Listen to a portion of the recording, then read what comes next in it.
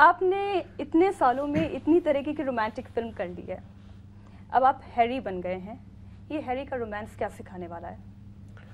Actually Harry के जो ये कहानी है, जो किरदार है, वो हमें मुझे ये नहीं मालूम लोगों को क्या सिखाएगा, लेकिन इम्तियाज़ ने जिस तरह से उसे लिखा है और फिर उसको जिस तरह से ऐसे किया है, डायरेक्ट किया है हम दोनों को, तो कहीं ना कहीं पर मुझे बहुत कुछ सीखने को मिला। जैसा आपने कहा, और बहुत बहुत धन्यवाद इतने प्यार से कहा कि मैं प्यार का जुनून हूँ।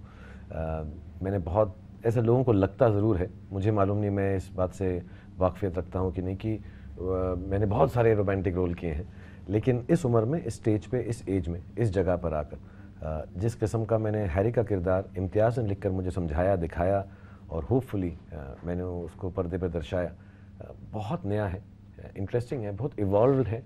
मुझे इवॉल्व की हिंदी रूपांतर नहीं मालूम, लेकिन शायद राज, राहुल या जो भी किरदार मैंने किए हैं उनसे थोड़ा सा ज़्यादा डीप भी है। और पहली बार शायद 20-25 साल में मुझे लगा कि ये वाले लवर को या ऐसे आशिक को मैं ज़्यादा जानता हूँ। मैं राज, राहुल को आदित्य चोपड़ा की तरफ से या करण जौहर की तरफ से या यश जी की तरफ से समझ पाया था, क्योंकि मैं जैसा वो बोलते थे मैं मेरे ख्यालों में वैसा उन्होंने समझाया। लेकिन इस वाले को मैं अपने आप से भी थोड़ा करीब पाता हूँ, जिस तरह से इम्तियाज़ ने इसको लिखा और डायरेक्ट किया है। तो मैं ये समझूं कि आइडिया ऑफ लव जो है वो हर फिल्म के साथ थोड़ा थोड़ा चेंज होता है। एक्चुअली आइडिया ऑफ लव की कोई परिभाषा होती नहीं। ये हम अपने जितने इंसान आपको मिलेंगे, जितने लड़के लड़कियां दुनिया में मिलेंगे, everybody knows how to love in their own way. It's such an individual thing.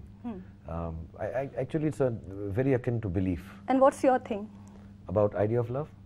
You'll have to spend a little more time with me than just an interview to find that out. मैं इतना interesting नहीं हूँ। इतना time आपके पास 100% इंशाल्लाह आपके लिए मैं ज़रूर टाइम निकालूंगा। आप दिल्ली में पढ़े हैं और आप तो दिल्ली वाले हैं, दिल वाले भी हैं, तो कभी ऐसा हुआ कॉलेज टाइम में या बाद में भी कुछ पिकअप लाइन आपने बोली हो? क्योंकि मुझसे हर कोई ये पूछ रहा था कि आप शाहरुख से मिल रही हैं, उनसे ये ज़रूर पूछेगा कि बेस्ट पिकअप लाइन वो क्या सिखा सकते हैं। शाहरुख खान को अगर पिकअप लाइन की ज़रूरत पड़ेगी तो फिर तो लानत है। नहीं, लेकिन सर सिखा तो सकते हैं जो शाहरुख खान नहीं है उन्हें। मैं सचमुच, मैंने आज तक मैंने कहीं पढ़ा भी, आज ही कहीं इंटरनेट पे, कि किसी पेपर में लिखा है कि you know which is the best pickup line. पहले मैं एक बात बोलूँ, प्लीज़ बुरा मत मानिएगा, अपने दोस्तों को भी कहिएगा कि लड़की को कभी पिकअप करते ही नहीं है।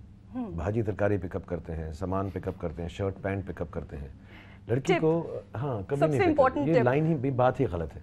आई थिंक उसको अपनी पलकों पर बिठाकर, उठाकर, बाहों में ले जाकर, समाकर ऐसा ट्रीट करें, even if you don't do it physically, but thought ऐसा होना चाहिए, बिलीफ ऐसा होना चाहिए कि मैं किसी मैं मजाक करता रहता हूँ। हमारी एक जिन्होंने हमारे कपड़े किए हैं फिल्म में, बेकी अकी की जो चीफ असिस्टेंट है, जिन्होंने कॉस्ट्यूम किए मेरे और आपके भी शायद, तो वो बड़े स्वीट पिकअप लाइन्स आके मैं मजाक के तरीके से बहुत उनसे सुनता रहता हूँ। बट आई थिंक अगर आप लड़की को रिझाना चाहते हैं, उनको अपनी तरफ आकर्षित करना चाहते हैं, मैंने कभी किया नहीं है साहब असली लाइफ में, लेकिन मैं जो नहीं, आप ये कैसे कह रहे हैं? कभी गौरी खान को भी आपने नहीं रिझाने की कोशिश की? नहीं, मैंने बिल्कुल नहीं किया। मैंने पहले भी बता रखा है, वो पहली लड़की थी, उनके साथ मैंने डांस किया, जो मेरे दोस्त ने उनसे परमिशन ली कि मेरा दोस्त आपके साथ डांस कर सकता है। डांस के बाद उन्होंने टेलीफोन नंबर दिया। जैसे ही उन्होंने फ़ोन नंबर दिया, मैंने कहा इसी से शादी कर लो, दूसरी तो कोई फ़ोन नंबर देने वाली नहीं है, और मैंने शादी कर ली। तो मेरा बड़ा सिंपल सा रोमांटिक स्टोरी थी। इम्तियाज़ को मैं सुनाऊँ भी तो वो उस पर पिक्चर नहीं बना सकते। So I have never been able to talk to girls, but I really believe कि अगर आपको एक लड़की से बात करनी है तो बिल्कुल नेचुरली नॉर्मल सा लड़का जो प्रपोज करने में डरता हो, रोमांस किंग कैसे बन जाता है? क्योंकि जो मेरे डायरेक्टर्स हैं वो जो हैं अपने रोमांटिक भड़ासे मेरे ज़रिए निकालते हैं। मैं तो ये बातें कर ही नहीं सकता हूँ, ना मुझे समझ आती हैं। ये जो लाइनें लिख के मुझे बोलते हैं कि ये बोल दो लड़की को, और जो मेरी एक्ट्रेस हैं जैसे अनुष्का जो हैं, वो इतना प्रेम दिखाती हैं, इतनी खुशी दिखाती हैं और इतना मुझे कंफर्ट देती हैं कि मैं आराम से बोल सकता हूँ। It's been 25 years. बहुत अच्छी जर्नी रही, बहुत तरीके की फिल्में आपने की, कुछ चली कुछ नहीं चली, हर तरीके का एक्सपीरियंस आपने किया। कभी डर लगता है अपनी एक्सेप्टेबिलिटी इस इंडस्ट्री में हमेशा बना के रखना, हमेशा अपने मनपसंद किरदार करते रहना और लोग हमेशा आपको इसी तरह प्यार करते रहें? प्रैक्टिकली और अगर रियलिस्टिकली आदमी सोचे तो कहीं ना कहीं पे जो अच्छी चीज़ होती है और जो ख़राब चीज़ होती है दोनों अंत हो जाती हैं. There's always be an end to all good things and bad things. Life is transient. Everything is transient. The quest for permanence is what actually disturbs mankind. कि हम सोचते रहते हैं एक चीज़ जो स्थिर वैसी की वैसी ही हो, पार्टी ख़त्म ना हो, दोस्ती ख़त्म ना हो, अच्छा वक्त ख़त्म, तो नहीं, ऐसा नहीं होता है. ये अगर नॉर्मली और प्रैक्टिकली सोचा जाए.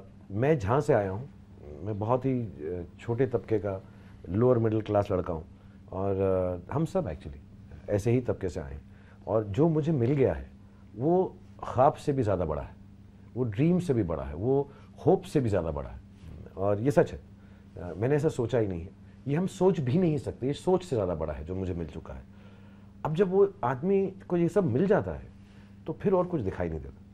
तो मुझे ऐसा लगता है कि मेरे पे भगवान की बहुत कृपा है, मेरे माँ बाप का बहुत आशीर्वाद है, खुदा ने बहुत नवाजा है, दुनिया मुझे प्यार करती है. तो जब इतनी अच्छी अच्छी बातें हो रही हैं तो मुझे ऐसा लगता है मैं दुनिया के सबसे बड़े एक छोटा बच्चा हूँ जो खिलौने के स्टोर में आ गया हूँ, और यहाँ के खिलौने जो हैं अब ख़त्म नहीं होंगे. बस मैं खेलता जाऊँ, खेलता जाऊँ, खेलता जाऊँ. आप अनुष्का से कुछ सीखते हैं? हाँ, मैंने जैसे बताया आपको, इतने सालों बाद काम करने के बाद आई थिंक ये बहुत ऑनेस्ट है अपनी फीलिंग्स के साथ. मुझे मालूम नहीं रियल लाइफ में ये इनके लिए फ़ायदेमंद होगा या इससे कुछ नुकसान पहुंचेगा, लेकिन ये जैसी हैं वैसे बहुत खूबसूरत है. आई थिंक नुकसान ही होता है ना.